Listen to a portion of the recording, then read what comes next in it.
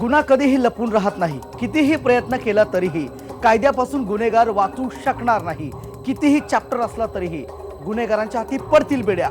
फक्त तुम्ही रासावध. प्रत्येक क्षणी क्राईम टाइम गुन्ह्यांचा पर्दाफाश. मागच्या आठवड्यात ठाण्याच्या कासार वडवलीमध्ये जे काही घडलं ते भयानक होतं.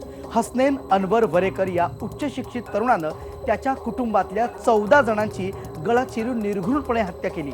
ही हत्या कशी झाली? हा रक्ताच्या नात्यांचा खून का? हे हत्याकांड म्हणजे अंधश्रद्धा की विकृती? अशा अनेक प्रश्नांची उत्तरं जाणून घेण्याचा प्रयत्न आपण आज करणार आहोत. कारण आठवडा उलटून गेला तरी डोळ्यापुढे दिसतोय तो फक्त रक्तपात. रविवार 28 फेब्रुवारी. शनिवारच्या मध्यरात्री ठाण्यात असं काही घडलं की रविवारी पहाटे सगळ्यांच्या झोपाच उडाल्या. ठाण्यातल्या कासार वडवलीची घटना. घटनेत 14 जणांची हत्या आणि हत्या करणाऱ्याने गळफास घेऊन आत्महत्या केली. या हत्या आत्महत्येनं गेले काही दिवस खळबळ उडाली आहे. हसनैन अनवर वरेकर, वय वर्ष 32. या हसनैननं त्याच्या कुटुंबातल्या 14 जणांची हत्या केली. या हत्येमागचे अंदाज, त्यावरून होणाऱ्या चर्चा याबद्दल आपण माहिती जाणून घेणारच आहोत. पण त्यापूर्वी या हत्याकांडाचे फोटो पहा. हे फोटो पाहण्याचे आणि ते स्पष्टपणे दाखवण्याचं धाडस आत्ताही आम्हाला होत नाही. सोशल मीडियावरून हे फोटोही व्हायरल झाले. ते पाहताना पाहणाऱ्यांच्या अंगावर काटा आला. इतकं भयानक होतं हे हत्याकांड. मुंबई ठाण्यात एवढं चक्रावून सोडणारं हत्याकांड घडलंय. पोलिसांसमोरही या हत्याकांडाचा छडा लावणं अवघड होऊन बसलंय. घरातली व्यक्ती आहे की जिच्यावर हल्ला झाला परंतु जी अद्याप जीवित आहे, तिचं देखील एक प्राथमिक स्वरूपाचं तिचा जबाब, तिचं स्टेटमेंट रेकॉर्ड करण्यात आलेलं आहे. आणि वेगवेगळ्या जे शक्यता आहेत आपल्या, त्या शक्यता पडताळण्याचं काम आपलं चाललेलं आहे.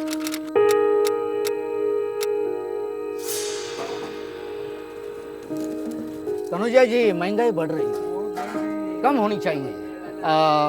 आपके पैसे कितने हुए? 20. अच्छा, 20 रुपये लीजिए. कितना महंगाई बढ़ रहा है.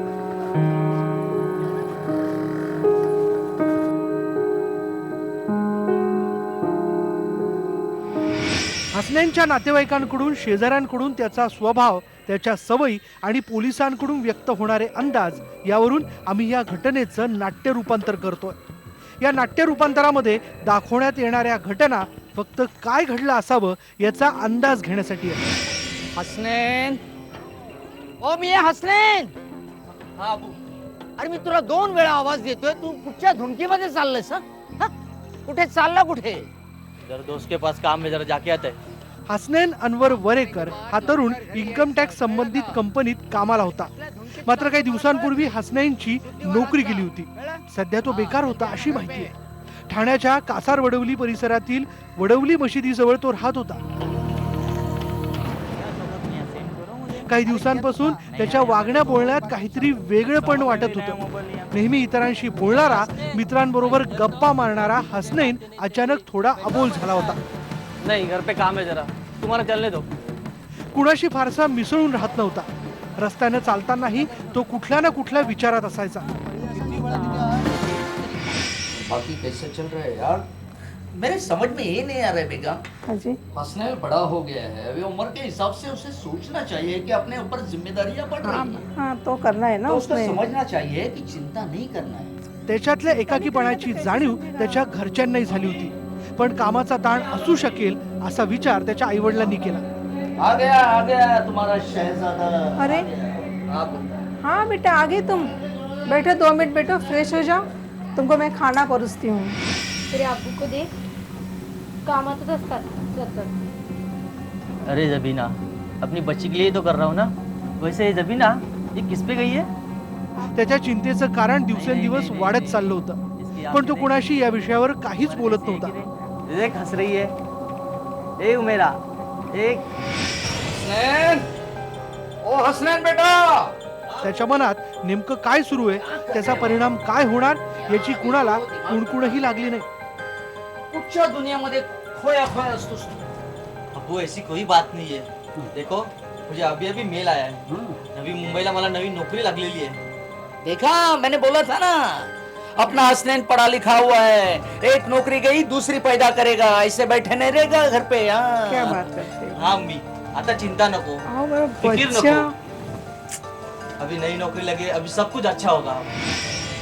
पण आज तुला चांगली एक गोष्ट आलेली आहे, कारण का माहिती का हे खुदा की रहमत है अपने बेटे के ऊपर. हाँ, खुदा अल्लाह बड़ा बहुत मालिक होता है. तो मेरा बच्चा का अच्छे से हो जाएगा और मुझे कुछ भी नहीं चाहिए खुदा से. बस. वो खुश है तो हम लोग खुश.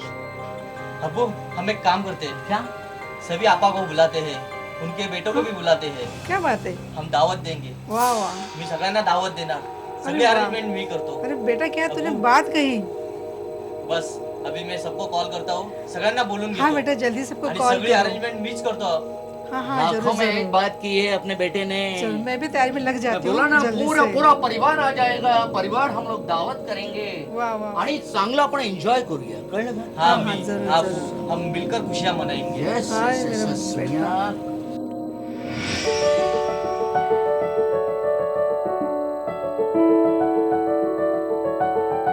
आप भी आ रहे हो? मेरे को थोड़ा ही बुलाया. चलो चलो. हसनैननं त्याच्या बहिणी भाची भाची यांना दावतसाठी स्वतः फोन करून बोलवून घेतलं. और मैं क्या बोला, बच्चों को ध्यान रखो हाँ, जरा, ठीक है ठीक है, हम देखेंगे. संभाल के जरा. हाँ चलेगा. हाँ, और कल संडे है, जरा संभाल के बच्चों हम को. आपको फोन करते हैं, आप लेने आ जाओ. हाँ पक्का पक्का, जरा संभाल के बच्चों को ध्यान दो जरा. हाँ हाँ हाँ ठीक है. बाय बाय बोलो आपको. बाय बाय बेटा बाय.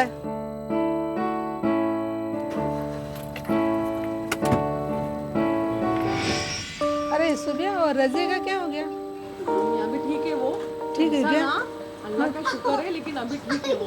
जबीन जबीन बेटा तेरा पेट सोई की नहीं तेरी? आत्ता झोपवलं तिला, खूप रडत होती, खूप त्रास दिला. हाँ गया. बहुत गर्मी भी बढ़ गई है ना, अभी सो गई है ना आराम से.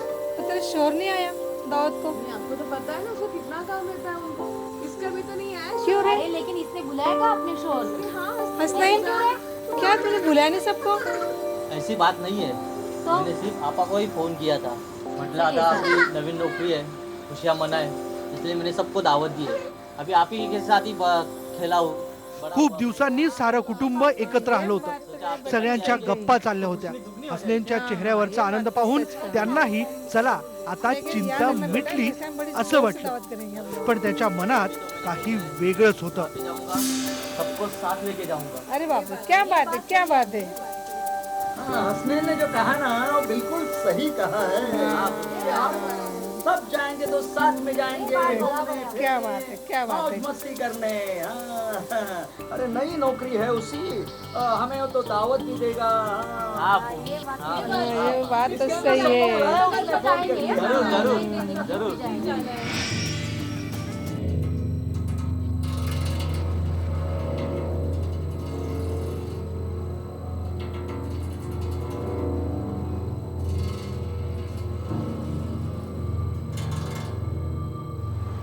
रामू कहाँ हो? जल्दी आओ, भूख लगी है.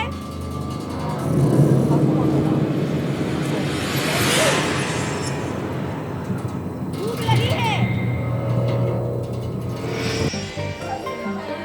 मामू की दावत है. क्या बात है, क्या बात है. अच्छा कंपनी ये सब दावत दी है आपके मामा ने दी है. हसनैन, मैंने बोला था ना हाँ एक दिन वो सबको मिलवाएगा. आज वो दिन आ गए हैं. हाँ.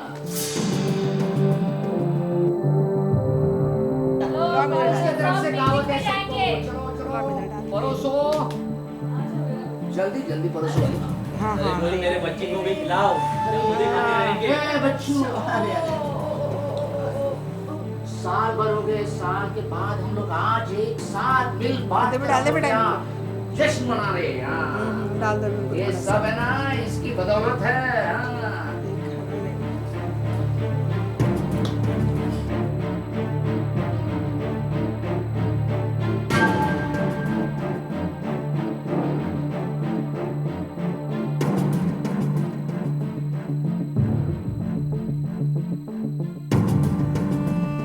अब्बू मैं क्या सोचती हूँ, हम लोग सब इतने साल के बाद मिले हैं तो कल संडे है, क्यों ना हम सब लोग मिलके पिकनिक जाए? हाँ हाँ, लेकिन हमको लेके कौन जाएगा पिकनिक? बच्चों का मामा लेके जाएगा। अरे हंसने नहीं ना। मैं सबको लेके जाता हूँ। जल्दी करेंगे सब बच्चे लोग की चलो जल्दी खाना खाओ और सो जाओ। जल्दी से। नहीं सब ठीक है, आप ठीक से खाना खाओ। अब खाओ खाओ, आपको भूख लगी थी ना, बड़ी टाइम काफी जोर से पानी दो।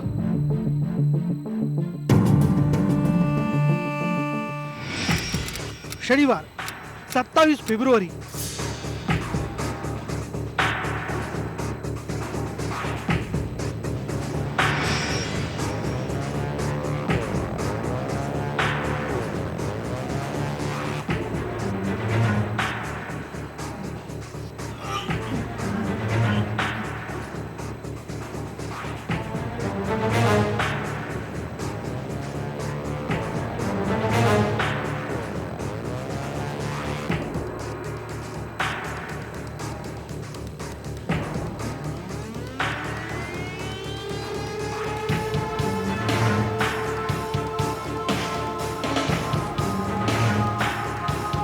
घरभर फक्त रक्ताचा सडा पडला होता. त्यातून कशी बशी वाचली ती हसनेंची बहीण सुबिया सोजब भरमार.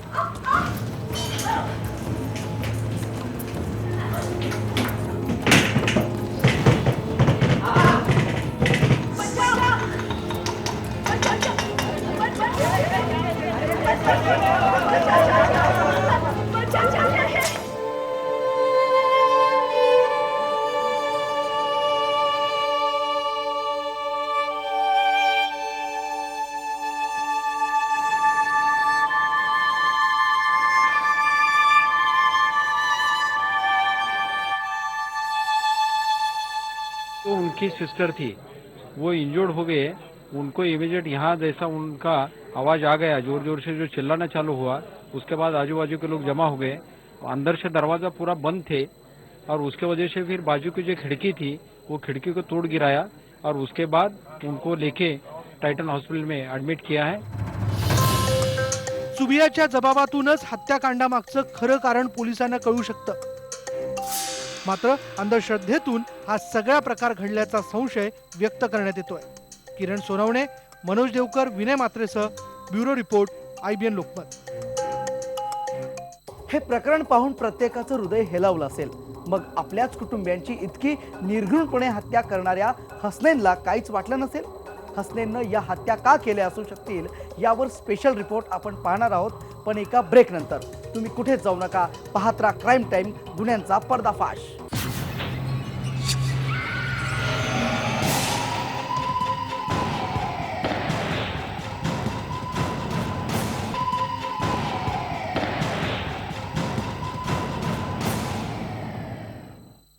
आठवड्यापेक्षा अधिक काळ उलटून गेलाय, तरीही या हत्याकांडाचं गूढ उकललेलं नाही. पोलिसांसमोरचं हे आव्हान दिवसेंदिवस वाढतंय. या हत्याकांडातून बचावलेली त्याची बहीण काहीतरी सांगेल असं वाटलं होतं, पण तिच्याकडूनही ठोस असं काही हाती लागलेलं नाही. हसनैनच्या घरातून स्किझोफ्रेनिया या आजारावरची औषधं सापडलेत, तर कर्मकांड, बुवाबाजी आणि जन्नत मिळवण्यासाठी त्यानं हे कृत्य केल्याच्याही चर्चा आहेत. नेमक्या काय शक्यता असू शकतील पाहूयात या रिपोर्टमधून. इंटरनेटद्वारे तो नेहमी धार्मिक विषयावर असणारे प्रवचन ऐकत असल्याचंही सांगितलं जात आहे. त्यामुळे कर्मकांड, बुवाबाजी आणि जन्नत मिळवण्यासाठी त्यानं हे कृत्य केलंय का, या दिशेनंही पोलीस तपास करतायत. घरातली सगळीच माणसं की याबद्दल बोलू शकतात, ती माणसं कोणी आता हयात नाही, फक्त ती मुलगी एक हयात आहे. त्यामुळं आपण तिच्याशी बोलल्यानंतर खऱ्या अर्थानं आपल्याला अधिकृत किंवा विश्वासार्ह माहिती मिळू शकेल. परंतु या दृष्टीनं देखील मेडिकल रेकॉर्ड्स गोळा करणं आणि हे सगळं करणं याचा आपला हे चाललेलं आहे. कॉन्क्रीट माहिती अजूनही काय आपल्याकडे आलेली नाही, परंतु या दृष्टीने देखील तपास चाललेला आहे आपला. तसंच 2 वर्षांपूर्वी या सर्व कुटुंबाला विषबाधा झाल्याची घटना घडली होती. त्यावेळी सगळ्यांना रुग्णालयात दाखल करण्यात आलं होतं, अशी माहिती स्थानिक नगरसेवक नरेश मणेरा यांनी दिली आहे. 2 वर्षापूर्वी त्यांच्या घरामध्ये असंच कुठल्या तरी बाबांनी त्यांना काहीतरी औषध दिलं होतं असं सांगण्यात येतं आणि ते औषध सगळ्यांनी पाषाण केलं होतं आणि सगळ्यांनाच घरच्या सगळ्याच कुटुंबाला हॉस्पिटलमध्ये ॲडमिट करायला लागलं होतं. त्यावेळेला त्यांच्या वडिलांनी घेतलं होतं का मी ते औषध आणलं होतं सगळ्यांच्या ह्याच्यासाठी. पण ती एक घटना झाल्यानंतर ह्या फक्त 2-4 वर्षामध्ये असं कुठलंच काही नव्हतं. तर या विषबाधेमागे कारण होतं ते अंधश्रद्धेचं. तो औषध तो असं होता का एखादा बाबा आहे आपल्या प्रकृतीसाठी किंवा कुठल्या चांगला असतो म्हणून ते दिला. तर त्याच्यामध्ये गंमत अशी झाली होती त्यावेळेस असं करण्यात आला होता का जो हा आपला एक काटेदार फळ येतोय तर त्याचं प्रमाण त्यामध्ये धतुरा म्हणतात त्याला, तर त्याचं प्रमाण त्याच्यामध्ये जास्त झाला होता. त्यामुळे तो थोडी ती अस्वस्थ झाली आणि त्यांना ॲडमिट केलं होतं. हसनैनच्या घरातून स्क्रिझोफ्रेनिया या आजारावरची औषधही सापडल्याचं कळतंय. नेहमी मित्रांसोबत गप्पा-टप्पा मारून खेळीमेळीचं वातावरण निर्माण करणाऱ्या हसनैनमध्ये त्याच्या मित्रांनाही बदल जाणवत होता. म्हणजे या हत्याकांडाचा तपास करताना पोलिसांसमोर वेगवेगळी कारणं आली. त्यात महत्वाच्या बाबी म्हणजे हसनैनवर एकूण 68 लाखांचं कर्ज होतं. सर्व पैसा शेअर बाजारात गमावला होता. आजोबा, मावशी आणि मित्रांकडून पैसे उसने घेतले होते. पत्नीचं सोनंही गहाण ठेवलं होतं. फेसबुकवरचं डिस्प्ले पिक्चर प्रेमभंग दाखवणारं होतं. ठाण्यात एक खोली भाड्यानं घेतली होती याबद्दल घरी कुणालाही माहीत नव्हतं. हसनैनला स्किझोफ्रेनिया होता असा संशय आहे. मानसोपचाराच्या गोळ्या घरी सापडल्यात. हसनैनवर जर ठाण्यात उपचार सुरू होते तर त्या मानसोपचार तज्ज्ञानं पोलिसांकडे जाऊन माहिती द्यावी असं आवाहन पोलिसांनी केलंय.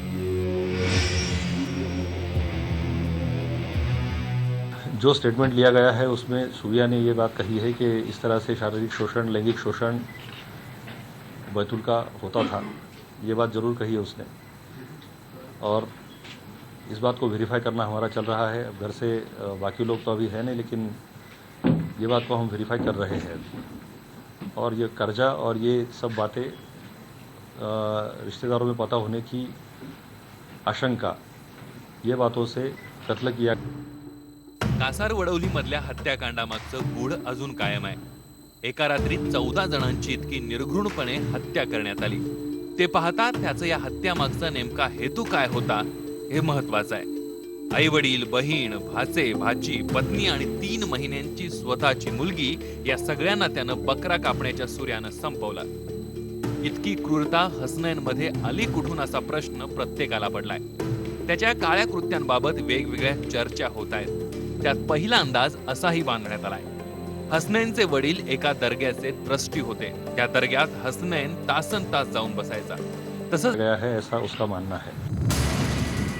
तपासात अशा एक ना अनेक गोष्टी समोर येत आहेत.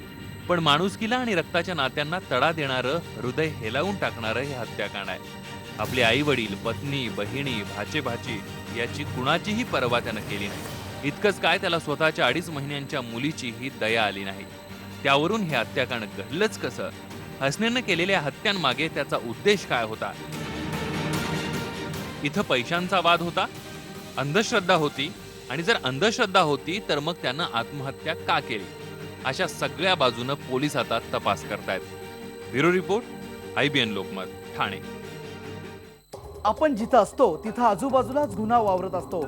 ऐन मोका साधून गुन्हा घडत असतो. म्हणून काही आढळलं संशयास्पद, पोलिसांना कळवा बिनदिक्कत. आजच्या भागात इथेच थांबतोय. सावध राहा प्रत्यक्षाने.